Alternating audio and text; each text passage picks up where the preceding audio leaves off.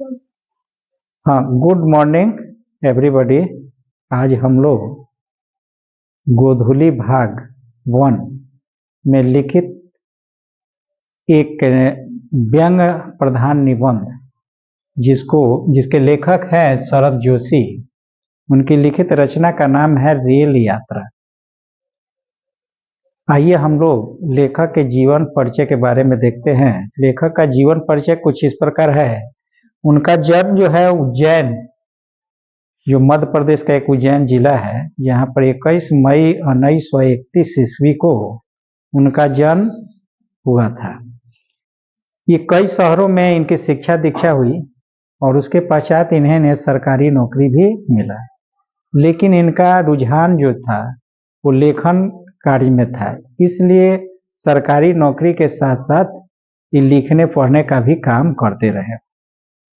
इनकी अधिकांश रचनाएं व्यंग प्रधान हैं, यानी किसी बात को हल्के में बहुत ही सारगर्भित बातें कह देना, बहुत ही गंभीर बातें कह देना।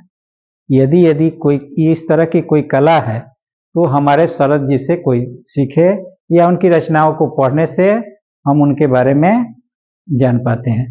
शरद जी का जन्म मृत्यु जो है बहुत कम समय में हो गया। 1991 ईस्वी में उनका देहांत हो गया। और उनकी रचनाओं के बारे में देखें, उन्होंने कई ऐसी कृतियां लिखी, कई ऐसी रचनाएं लिखी जिसमें परिक्रमा है, इसी बहाने है, जीप पर सवारी लिया है, तिलस्म है, राह किनारे बैठ है, दूसरी सतर है, प्रतिदिन है, दो व्यंग का नाटक है, अंधों का हाथी है, एक था गधा है, मैं केवल मैं, उर्फ कमल मुख बीए इत्यादि। न जाने कितने अनगिनत रचनाएं उन्होंने लिखी, लेकिन आज हम लोग जिस रचना को पढ़ने जा रहे हैं उसका नाम है रेल यात्रा। सभी लोग जानते हैं कि शरद जोशी एक जो रचना जो भी किए, उनकी भाषा और शैली बड़ी ही सरल और सहज है, जो पाठकों को दिलों पर उतर जाती है।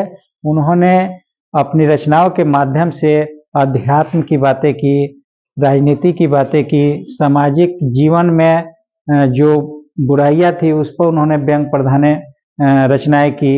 इसके बाद समाज में पाए जाने वाली विसंगतियों को उन्होंने न केवल चित्रण किया बल्कि उस पर गंभीर चिंतन किया। ये उनकी खास विशेषता रही। रेल व्यवस्था के बारे में जो उन्होंने लिखा वो हमें भारतीय राजनीति में किस तरह के उठा पटक हो रही है, कितनी गिरावट आ रही है, ये सारी बातें हम लोग रेल यात्रा के बारे में हम लोग, इसका व्यंग है रेल, लेकिन असली निशाना कहाँ है?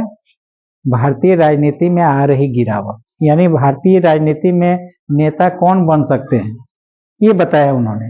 नेता हम लोग देखते हैं कि एक आम पढ़ा लिखा आदमी वो एक छोटी सी नौकरी के लिए जीवन भर तरसते रहता है, उसमें अपनी ताउम्र खत्म कर देता है, लेकिन उसे कभी भी राजनीति के बारे में कभी नहीं सोचता कि हम भी एक राजनेता बन जाए। और सभी लोग को मालूम है कि राजनेता बनना इतना आसान नहीं है। आज राजनेता कौन लोग बन रहे हैं?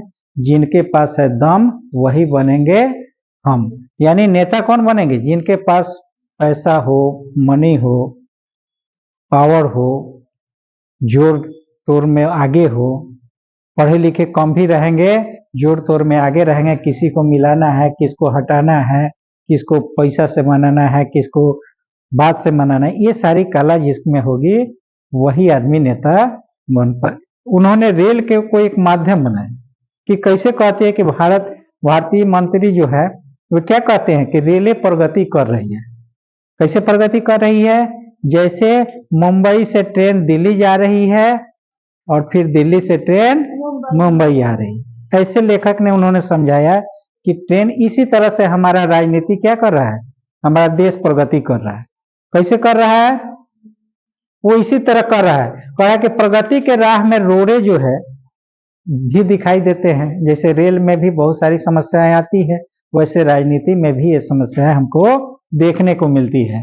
कह रहे हैं कि कई बार डिब्बों में हम लोग घुस नहीं पाते हैं। अगर घुस भी गए संयोग से तो सामान कहाँ रखेंगे? सामान रख देंगे तो बैठेंगे कहाँ? बैठेंगे तो सामान कहाँ रखेंगे? ये सारी बातें अगर कोई घुस गया तो जिसमें है दम उसके हैं हम। भारतीय रेलवे क्या सिखाती है कि जिसके पास है दम उसी के हैं हम।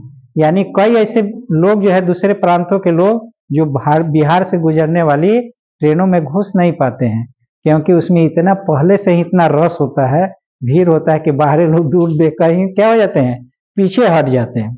और लेकिन अगर बिहारी होगा, बिहार का रहने वाला होगा, तो उस ट्रेन में कितना भी भीड़ हो, अगर मन बना लिया कि हमको चढ़ना है तो उसमें हवाई एरोप्लेन की तरह उसमें घुसकर और किसी के सिर पर, किसी के कंधे पर पैर रखकर, और जहां भी कहीं चोट लगे भैया माफ करना, और ऐसे ऐसे कहकर लोग उसको अंदर प्रवेश कर जाते हैं और कोई उसे बुरा भी नहीं मानता।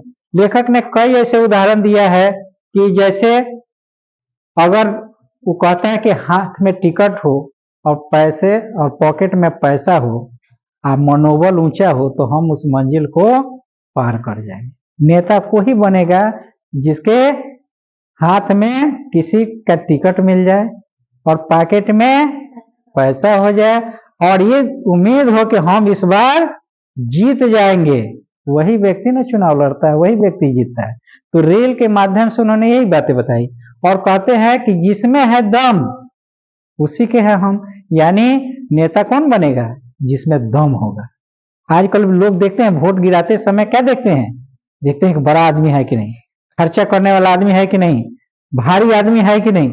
एक अदना सा आदमी, एक छोटा सा आदमी, एक गरीब आदमी खड़ा हो जाएगा, उसको वोट देगा कोई? नहीं देगा, क्योंकि ये सब खर्चा नहीं कर सकता है, उसको कोई वोट नहीं देता। हम सब लोग